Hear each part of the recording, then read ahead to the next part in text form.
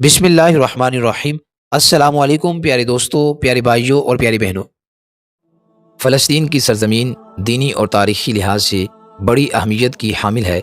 اس بابرکت خطے میں حضرات انبیاء کرام علیہم السلام کے مقدس مزارات کے ساتھ ساتھ دیگر یادگاریں بھی قائم ہیں۔ حضور نبی اکرم صلی اللہ تعالیٰ علیہ وآلہ وسلم کی دنیا میں تشریف آوری کے بعد دور فاروق اعظم میں 15 ہجری 636 عیسوی کو یہ علاقہ مسلمانوں نے فتح کیا، اگرچہ اس کی موجودہ جغرافیائی صورتحال تبدیل ہو چکی ہے۔ ناظرین، اس ویڈیو میں زیادہ تر قدیم فلسطین کے تاریخی احوال اور بیت المقدس کی تاریخ، اہمیت اور فضائل بیان کیے جائیں گے۔ ایک زمانہ وہ تھا جب لوگ ضروریات زندگی کے سبب ایک جگہ سے دوسری جگہ ہجرت کرتے رہتے تھے۔ امام بیضاوی رحمۃ اللہ تعالی روایت نقل کرتے ہیں کہ حضرت سیدنا ابراہیم خلیل اللہ علیہ السلام نے حضرت لوط علیہ السلام اور اپنی زوجہ حضرت سارہ رضی اللہ تعالی عنہا کے ہمراہ حران کی طرف ہجرت فرمائی، پھر وہاں سے ملک شام پہنچے اور فلسطین میں قیام فرمایا۔ آپ علیہ السلام نے اپنے ایک بیٹے حضرت اسماعیل علیہ السلام کو مکہ مکرمہ میں، جبکہ دوسرے بیٹے حضرت اسحاق علیہ السلام کو بیت المقدس میں آباد کیا، جن کا وصال وہیں ہوا۔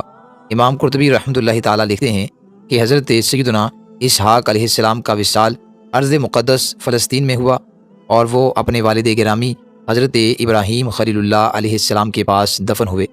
حضرت اسحاق علیہ السلام کی نسل مبارک سے کثرت کے ساتھ حضرات انبیاء کرام علیہم السلام اسی علاقے میں تشریف لائے۔ یہی وجہ ہے کہ فلسطین کو سرزمین انبیاء کہا جاتا ہے، اور معراج کی رات اللہ تعالیٰ کے آخری نبی محمد عربی صلی اللہ تعالیٰ علیہ وآلہ وسلم نے فلسطین یعنی مسجد اقصی میں تشریف لا کر اس خطے کو 4 چاند لگا دیے۔ حضرت یعقوب علیہ نبی جناب علیہ السلام کے وصال کے بعد جسد اقدس کو مصر سے فلسطین لا کر ان کے والد گرامی حضرت سیدنا اسحاق علیہ نبی جناب علیہ السلام کے قریب دفنایا گیا۔ فلسطین کے مشہور مقامات۔ نمبر 1، القدس۔ یہ فلسطین کا سب سے مشہور شہر ہے۔ اسے بیت المقدس بھی کہا جاتا ہے اور یروشلم بھی۔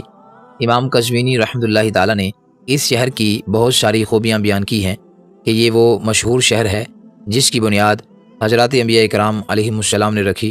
یہاں مستقل قیام فرمایا، یہاں وحی کا نزول ہوا۔ حضرت عبداللہ بن عباس رضی اللہ تعالی عنہما سے مروی ہے کہ بیت المقدس کو حضرات انبیاء کرام علیہم السلام نے بنایا اور یہاں سکونت اختیار فرمائی۔ اس شہر میں ایک بالشت جگہ ایسی نہیں جہاں کسی نبی نے نماز نہ پڑھی ہو یا قیام نہ فرمایا ہو۔ حضرت سلیمان علیہ نبی جناب علیہ السلام کے زمانہ میں یہ شہر اپنے دور کا خوبصورت ترین شہر تھا۔ آپ علیہ السلام نے شاندار تعمیرات کروائی۔ اسی شہر میں مسجد اقصی ہے جس کو اللہ تبارک و تعالی جل جلالہ نے عظمت و شرافت سے نوازا، اور قبۃ الصخرہ ہے جس سے اسلامی یادیں وابستہ ہیں۔ یہاں جابر بادشاہوں نے قبضے بھی کیے اور نقصان بھی پہنچایا۔ حضرت عزیر علیہ السلام کا واقعہ بھی اسی علاقے میں پیش آیا۔ یہاں کا موسم معتدل ہے، عمارتیں خوبصورت ترین اور مسجدیں انتہائی صاف ستھری ہیں۔ یہاں حضور اکرم صلی اللہ تعالیٰ علیہ وآلہ وسلم کا براق باندھا گیا۔ حضرت بی بی مریم رضی اللہ تعالیٰ عنہا کا محراب ہے جہاں انہیں بے موسمی پھل عطا ہوتے تھے۔ حضرت زکریا علیہ السلام کو یہیں بیٹے یعنی حضرت یحییٰ علیہ السلام کی بشارت دی گئی۔ یہی وہ شہر ہے جہاں میدان محشر قائم ہوگا۔ نمبر 2، الخلیل۔ فلسطین میں القدس کے بعد یہ شہر سب سے زیادہ مقدس سمجھا جاتا ہے کیونکہ یہاں مسجد ابراہیم الخلیل واقع ہے، جس میں حضرت سیدنا ابراہیم علیہ نبی جناب علیہ السلام اور حضرت سیدنا اسحاق علیہ السلام سمیت آل ابراہیم کی دیگر مقدس ہستیوں کے مزارات موجود ہیں۔ یہاں پہلے ایک غار تھا جو حضرت سیدنا ابراہیم خلیل اللہ علیہ السلام نے 400 مسکال سونے میں خریدا تھا۔ پہلے حضرت سارہ رضی اللہ تعالی عنہا کی یہاں تدفین ہوئی، اور بعد میں حضرت سیدنا ابراہیم خلیل اللہ علیہ السلام کو بھی یہیں دفن کیا گیا۔ نمبر 3، بیت اللحم۔ یہ گاؤں فلسطین کا وہ مقام ہے جہاں حضرت عیسیٰ علیہ السلام کی ولادت ہوئی۔ معراج کی رات حضرت جبرائیل علیہ السلام نے رسول پاک صلی اللہ تعالیٰ علیہ وآلہ وسلم کو ایک مقام پر اتر کر نماز پڑھنے کے لیے عرض کی۔ حضور اکرم صلی اللہ تعالیٰ علیہ وآلہ وسلم نے وہاں نماز ادا فرمائی۔ حضرت جبرائیل علیہ السلام نے عرض کی، آپ کو معلوم ہے کہ آپ نے کہاں نماز پڑھی؟ آپ نے بیت اللحم میں نماز پڑھی۔ جہاں حضرت عیسیٰ علیہ السلام کی ولادت ہوئی تھی۔ نمبر 4، غزہ۔ یہ فلسطین میں اسکلان کے مغربی جانب ایک شہر ہے۔ یہی وہ مقام ہے جہاں رسول پاک صلی اللہ تعالیٰ علیہ وآلہ وسلم کے جد امجد ہاشم بن عبد مناف کا وصال ہوا، اور یہیں آپ کی قبر مبارک ہے۔ اللہ رب العزت کے آخری نبی محمد عربی صلی اللہ تعالیٰ علیہ وآلہ وسلم نے اسے دلہن قرار دیا اور یہاں بسنے والوں کو بشارت دی۔ ارشاد نبوی صلی اللہ تعالیٰ علیہ وآلہ وسلم ہے، طوبیٰ لمن اسکنہ اللہ تعالیٰ احدی العروسین اسکلانی او غزہ۔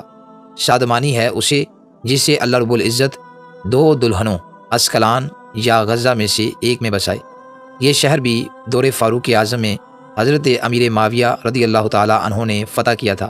عالم اسلام کی عظیم ہستی ائمہ اربعہ میں سے ایک حضرت امام محمد بن ادریس شافعی رحمۃ اللہ تعالیٰ کی ولادت 150 ہجری کو اسی علاقے میں ہوئی۔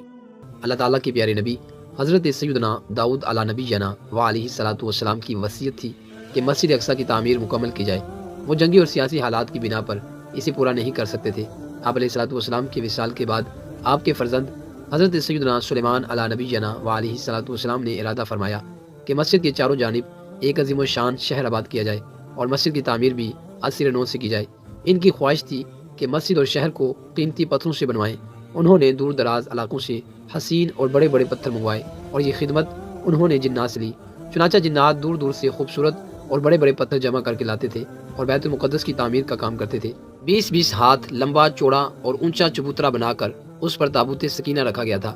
ناظرین کرام، تابوت سکینہ وہ صندوق ہے جس میں انبیاء کرام علیہ السلام کے مقدس تبرکات ہیں۔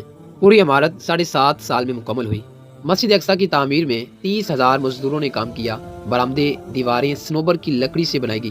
چندن کی لکڑی سے طولن ارزن 20 ہاتھ لمبا، چوڑا اور اونچا چبوترا بنا کر اس پر تابوت سکینہ رکھا گیا۔ ہزاروں افراد پہاڑوں سے پتھر کاٹنے پر مامور تھے۔ 1 لاکھ سنگ تراش پتھروں کو خوبصورت ڈیزائنوں میں تراشتے تھے۔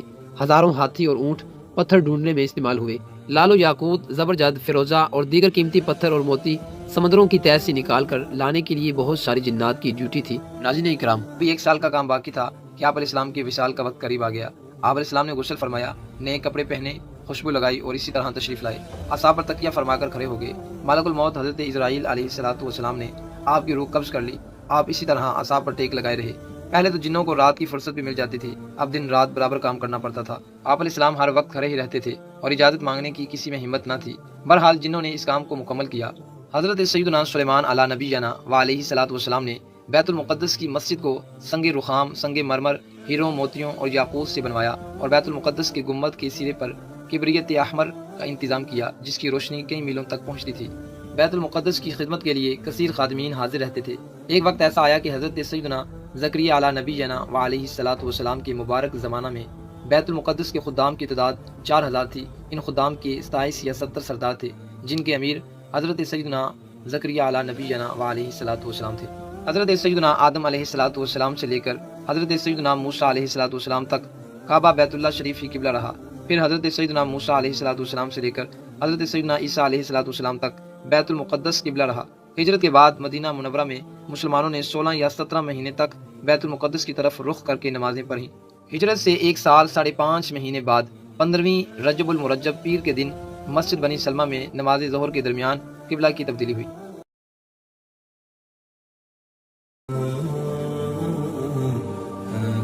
بین الاقوامی میڈیا کی جانب سے ہمیشہ مسجد اقصیٰ کے نام پر دکھائے جانے والی سنہری گنبد والی عمارت دراصل قبۃ الصخرہ ہے، جبکہ مسجد اقصیٰ کی اصل عمارت کا گنبد سرمئی رنگ کا ہے۔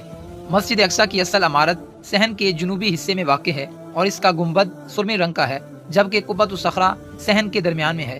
مسجد اقصیٰ بیت المقدس میں ایک پہاڑ کے ٹیلے پر قائم ہے جس کا کل احاطہ 40,104 مربع میٹر ہے۔ واضح رہے کہ مسجد اقصیٰ دنیا بھر کے تمام مسلمانوں کے لیے مسجد الحرام اور مسجد نبوی صلی اللہ تعالیٰ علیہ وآلہ وسلم کے بعد تیسرا مقدس ترین مقام ہے۔ مسجد اقصیٰ کو مسلمانوں کے لیے قبلہ اول کی حیثیت حاصل ہے۔ بیت المقدس مسلمانوں کا قبلہ اول ہے۔ یہ فلسطین کے شہر القدس میں واقع ہے۔ بعض نے شہر کو بھی بیت المقدس کہا ہے۔ القدس کی وجہ تسمیہ بیان کرتے ہوئے حکیم الامت مفتی احمد یار خان رحمۃ اللہ تعالیٰ لکھتے ہیں، چونکہ اس زمین میں انبیاء کرام علیہ السلام کی مزارات بہت ہیں، اس لیے اسے قدس کہا جاتا ہے۔ یہ انبیاء کرام علیہ السلام اور صلحاء یعنی نیک لوگوں کا مرکز رہا ہے۔ حضرت سیدنا سلیمان علی نبینا و علیہ الصلوۃ والسلام کا مزار اقدس اور عالم اسلام کی مشہور و معروف مسجد اقصی بھی اس شہر میں واقع ہے۔ کعبہ معظمہ کی بنیاد ڈالنے کے 40 سال بعد حضرت سیدنا آدم علی نبینا و علیہ الصلوۃ والسلام یا ان کی اولاد میں سے کسی نے اس کی بنیاد ڈالی۔ پھر اس کی تعمیر حضرت سیدنا سام بن نوح علی نبینا و علیہ الصلوۃ والسلام نے کی۔ عرصہ دراز کے بعد حضرت سیدنا داؤد علی نبینا و علیہ الصلوۃ والسلام نے بیت المقدس کی بنیاد اس مقام پر رکھی جہاں حضرت سیدنا موسیٰ علی نبینا و علیہ الصلوۃ والسلام کا خیمہ نصب کیا گیا تھا۔ اس عمارت کے پورا ہونے سے قبل حضرت سیدنا داؤد علی نبینا و علیہ الصلوۃ والسلام کی وفات کا وقت قریب آ گیا تو آپ علیہ السلام نے اپنے فرزند حضرت سیدنا سلیمان علی نبینا و علیہ الصلوۃ والسلام کو اس کی تکمیل کی وصیت فرمائی۔ چنانچہ حضرت سلیمان علی نبینا و علیہ الصلوۃ والسلام نے جنوں کی ایک جماعت کو اس کام پر لگایا اور عمارت کی تعمیر ہوتی رہی۔ ابھی 1 سال کا کام باقی تھا کہ آپ علیہ السلام کے وصال کا وقت قریب آ گیا۔ آپ علیہ السلام نے غسل فرمایا، نئے کپڑے پہنے، خوشبو لگائی اور اسی طرح تشریف لائے۔ اعصاب پر تکیہ فرما کر کھڑے ہو گئے۔ ملک الموت حضرت اسرائیل علیہ الصلوۃ والسلام نے آپ کی روح قبض کر لی۔ آپ اسی طرح اعصاب پر ٹیک لگائے رہے۔